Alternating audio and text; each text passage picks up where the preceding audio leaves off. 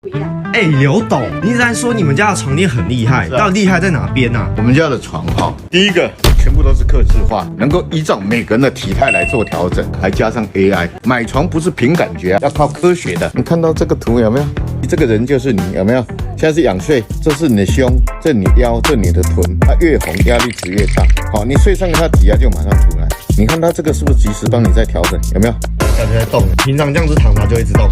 它会知道你是仰睡还是侧睡，依据你的睡姿，它会及时帮你调整胸背腰臀的压力值，把你调到一个正确的回正的一个位置。所以说，待会调完以后，你会发现它是帮你减压，肩膀帮你减了13%，臀部帮你减30%。